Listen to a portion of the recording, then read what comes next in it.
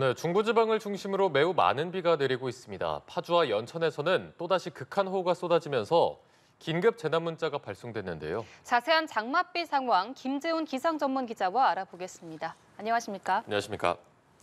지금 비가 굉장히 많이 내리고 있습니다. 중부 곳곳에 호우특보가 내려져 있는데요. 지금 일단 비가 가장 집중되는 지역은 어디입니까? 네, 정체전선의 영향으로 수도권과 이제 강원, 이 충남 북부 지역으로 매우 많은 비가 쏟아지고 있습니다. 현재 이제 중부 곳곳으로는 이 적게는 시간당 20mm, 많게는 시간당 50에서 60mm의 아주 강한 비, 물벼락이 쏟아지고 있다고 보시면 되겠는데요. 이 경기 가평과 동두천 그리고 파주, 이 포천 등 이제 경기 북부 지역에는 호우 경보가 내려져 있고요. 그리고 이제 김포와 인천, 이 수도권 서부 지역에도 호우 경보가 발효가 돼 있습니다. 서울에서도 이제 호우주의보가 내려져 있는데요. 지금은 강한 비구름대가 거의 이제 시간당 한 80mm 정도 되는 이 극한 호우에 해당하는 아주 강한 비구름대가 서해상에서 지금 유입이 되고 있거든요. 현재 이 비구름대가 서울을 비롯해서 이제 경기 남부 쪽으로 들어가고 있습니다. 이 경기 남부 지역은 현재 호우주의보가 발효가 돼 있는데 호우 경보로 이 강화되는 지역이 상당히 늘어날 것으로 예상이 되고 있습니다. 조금 전에 이제 제가 좀 파악한 소식에 의하면 이 경기 화성 지역에 호우 경보가 내려졌다는 소식이 들어왔습니다.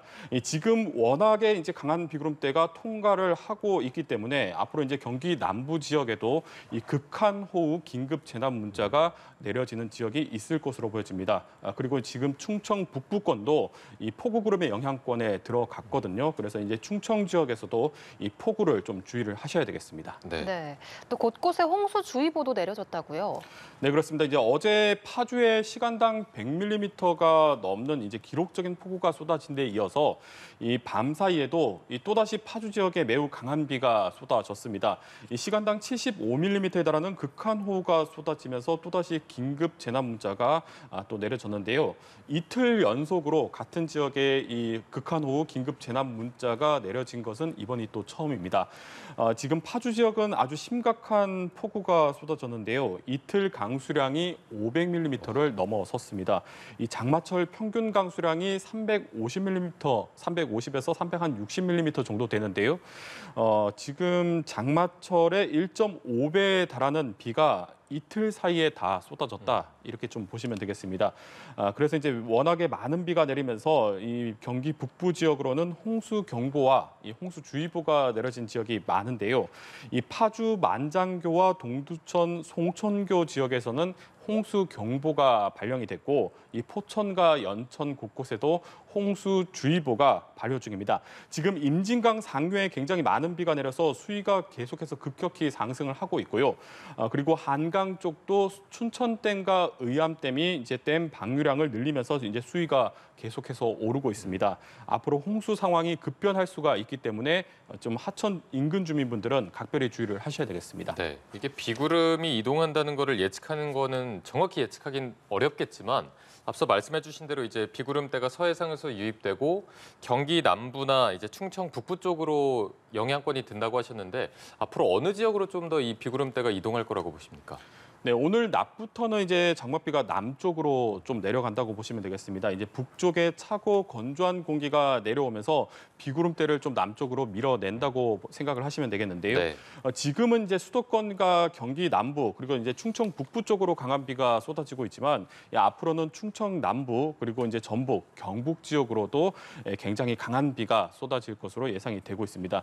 특히 이제 차고 건조한 공기는 무겁습니다. 이 따뜻한 공기보다 무겁기 때문에 그냥 단순히 따뜻한 공기를 밀어내는 것이 아니라 이 따뜻한 공기 밑으로 파고 들어갑니다. 이 공기 밑으로 파고들다 보니까 비구름이 훨씬 더 수직적으로 강하게 발달을 할 수가 있거든요. 그래서 이제 앞으로 이 비구름대가 남하하면서 충청과 이제 이 전북 그리고 경북 지역으로는 굉장히 강한 비, 시간당 30에서 최대 시간당 70mm에 달하는 아주 극한 호우에 해당하는 강한 비가 쏟아질 것으로 예상이 되고 있습니다. 그래서 이제 앞으로는 이 충청권과 이 남부 지방도 폭우를 좀 주의를 하셔야 되는 지역입니다. 예. 그리고 올해 장마 특징이 단순히 강수량이 많을 뿐만 아니라 뭐 시간당 100mm가 넘는 마치 하늘에 구멍이 뚫린 듯한 폭우가 내린다는 건데요. 올해 이렇게 유난히 집중호우가 잦은 원인은 뭘까요? 네, 올해 장맛비는 이제 저기압이 동반되는 게 가장 큰 두드러지게 나타나는 특징이라고 할 수가 있겠습니다. 이 장마 초기에는 이 큰 저기압, 우리가 이제 종간형 저기압이라고 부르는데요. 이 저기압이 장마 전선을 끌어올렸다, 내렸다 하면서 비구름을 발달을 시켰고요. 그리고 지금 이제 장마 중후반으로 들어가면서 이 북쪽의 찬 공기와 남쪽의 아열대 공기가 강하게 충돌하는 그 경계 사이에서 이 작은 저기압, 우리 중규모 저기압이라고 부르는데 이 작은 소용돌이들이 계속해서 만들어지고 있습니다. 이 중규모 저기압들이 이제 비구름 발달에 크게 관여를 하고 있는데요. 일단 이제 기본적으로 찬 공기와 따뜻한 공기가 충돌하면서 비구름이 굉장히 강하게 발달할 수 있는 환경인데 이 작은 소용돌이들이 이제 공기를 남과 북쪽에 있는 성질이 다른 공기를 휙휙 저으면서 더 잘 섞이게 한다고 생각을 하시면 됩니다.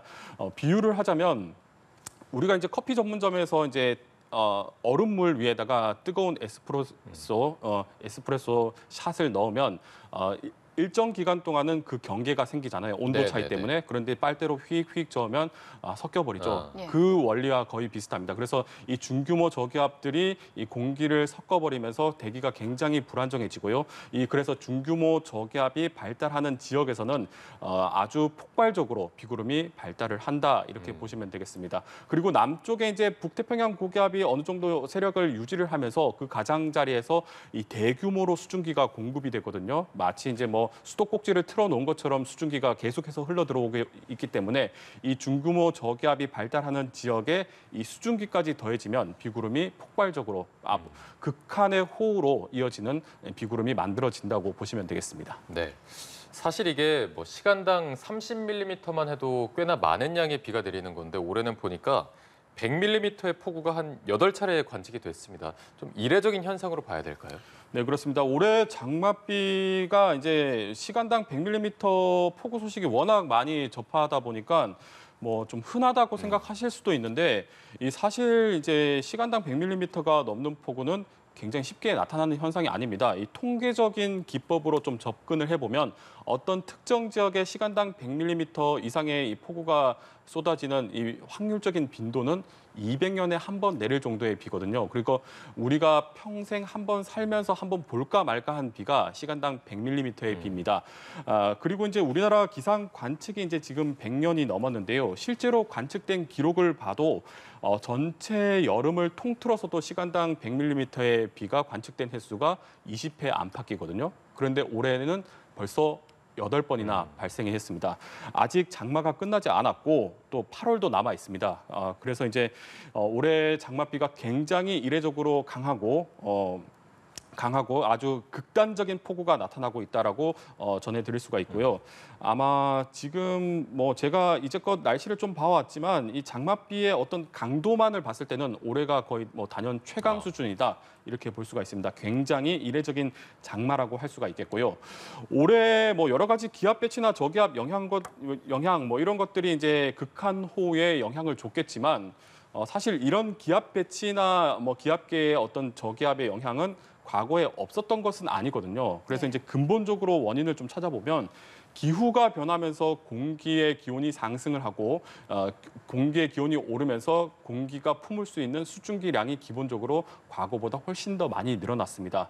그래서 지금부터는 한 번 비가 쏟아질 때 굉장히 강한 폭우로 이어질 수 있는 환경 자체가 좀 바뀌었다라고 보시는 게 좋겠습니다. 예. 그리고 날씨 양극화 현상도 나타나고 있습니다. 수도권에 물폭탄이 내릴 때 제주 등에 폭염이 내려지기도 하고요. 또 같은 지역에서도 강수량 차이가 극과 극으로 나타나는데요. 왜 이런 현상들이 생기는 건가요? 네, 올해 장마의 또 다른 큰 특징 중에 하나가 이제 강수의 양극화입니다. 올해 장마철에 이제 가장 자주 출몰하고 있는 이 선형의 띠 모양의 비구름들이 있거든요. 이 동서 방향으로는 길게 비구름이 뻗어 있고 남북으로는 폭이 한 30에서 50km 정도로 굉장히 좁게 만들어지는 비구름입니다.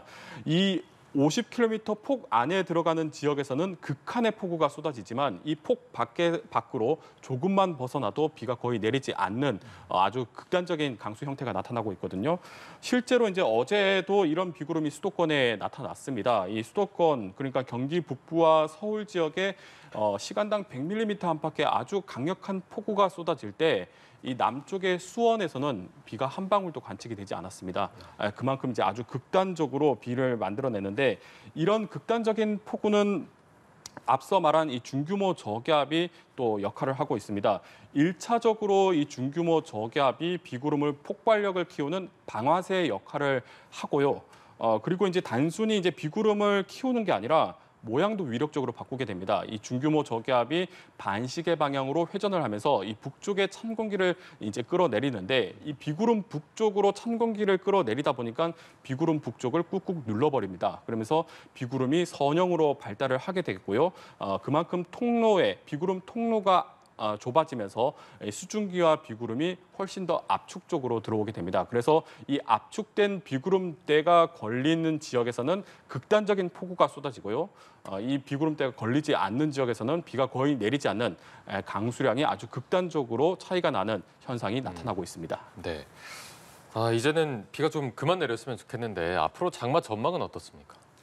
네, 오늘 오후부터는 이제 정체전선상에서 중규모 저기압이 또다시 발달을 하면서 비구름이 다시 활성화될 것으로 예상이 되고 있습니다. 이 북쪽에서 일단 기본적으로 찬 공기가 밀고 내려오다 보니까 이 남쪽으로 비구름대가 살짝 밀려 나가거든요. 네. 그래서 이제 앞서 전해드렸지만 앞으로 충청권과 이 남부 지방도 좀 조심을 해야 된다 이렇게 했는데 앞으로 이 비구름대 통로가 이제 사선 모양으로 좀 형성이 될 것으로 예상이 되고 있습니다. 지금까지는 이 북쪽의 찬 공기와 남쪽의 따뜻한 공기가 이 남북으로 대치를 하면서 비구름 통로가 수평 방향으로 만들어졌다면 지금 오후부터는 이 남쪽의 아열대 공기가 찬 공기에 밀려서 동쪽으로 살짝 밀려나가면서 비구름의 통로가 사선 모양으로 바뀌게 됩니다. 그래서 호남권 그리고 충청권 북쪽으로는 수도권과 강원권으로 비구름대가 형성이 될 것으로 예상이 되고 있습니다. 일단 내일까지 경기 북부에는 최대 180mm의 비가 더 쏟아지겠고요. 이 수도권과 충청 그리고 이제 전북 지역도 150mm의 매우 많은 비가 쏟아질 것으로 예상이 되고 있습니다. 이번에도 이제 야행성 폭우를 또 조심을 하셔야 되겠는데요. 내일 새벽과 오전 사이에 비구름이 다시 한번 활성화될 것으로 예상이 되고 있습니다. 그래서 비가 강하게 내리는 지역에서는 시간당 70mm에 달하는 극한 호우가 또 한번 쏟아질 것으로 예상이 되고 있습니다. 지금 정체 전선이 이제 약간 남쪽으로 내려왔기 때문에 장마는 조금 더 이어질 것으로 예상이 되고 있고요. 이 주말에도 정체 전선이 전국을 오르내리면서 강한 장맛비가 이어질 것으로 예상이 되고 있습니다. 예, 이 계속된 장맛비로 지반이 많이 약해져서 산사태 위험도 커 보이는데요. 산사태 징후들은 어떤 게 있고 또 어떻게 대비해야 할지도 짚어주시죠. 네, 연일 이제 강한 장맛비가 쏟아지면서 이 극한의 폭우가 쏟아지면서 이제 현재 산사태 위험이 최고조에 이르렀습니다. 이 지금부터는 조금만 강한 비가 내려도 이제 산사태가 발생할 수 있는 단계에 진입을 했다 이렇게 보시면 되겠습니다. 그래서 대비를 좀 잘 하셔야 되겠고요.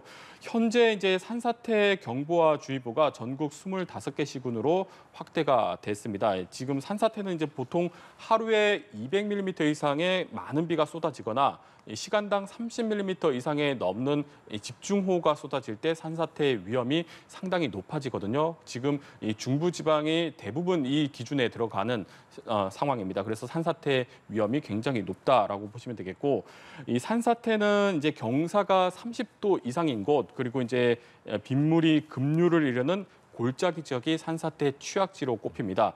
이 산사태는 이제 순식간에 발생을 하기 때문에 이 사전에 징후를 포착하는 게 중요하거든요. 그래서 이제 산에서 돌이 굴러가거나 이 평소와 다르게 이 나무가 좀 기울어져 있다면 산사태를 의심을 해야 되겠습니다. 그리고 만약에 이제 땅이 울리는 소리가 들리면 이것은 이제 산사태가 발생을 했다는 신호이기 때문에 즉각적으로 대피를 하셔야 되겠는데요. 대피하실 때는 이 산사태와 멀어지는 방향에서 가장 멀리 떨어지고 또 산사태가 진행되고 있는 방향에서 반대 방향으로 반대 방향으로 산사태 진행 방향에서 멀어지는 방향으로 최대한 높은 곳, 높은 지대, 높은 건물로 이 대피를 하셔야 되겠습니다. 그런데 이제 사실 이 산사태는 발생하고 난 뒤에 이제 대피하는 게 뭐 사실상 좀 거의 불가능하거든요. 네네. 워낙에 급격하게 발생을 하고 빠른 속도로 진행이 되다 보니까 그래서 이제 산사태에 좀 취약한 지역들 앞서 제가 전해드린 이 급경사지나 그리고 이제 빗물이 좀 골짜기를 이루는 이런 곳들은 산사태가 매우 취약한 지역이기 때문에 사전에 좀 안전한 학교나 마을 해관 그리고 친인척집으로 대피를 하는 게 이 산사태 피해를 줄이는 가장 좋은 방법이라고 할 수가 있겠습니다. 네, 알겠습니다. 일단 지금 상황에서는 날씨 예보를 계속해서 좀 확인을 해주시고요. 피해 없도록 대비를 잘 하시는 게 중요하겠습니다. 지금까지 김재훈 기상 전문 기자와 함께 알아봤습니다. 고맙습니다. 고맙습니다.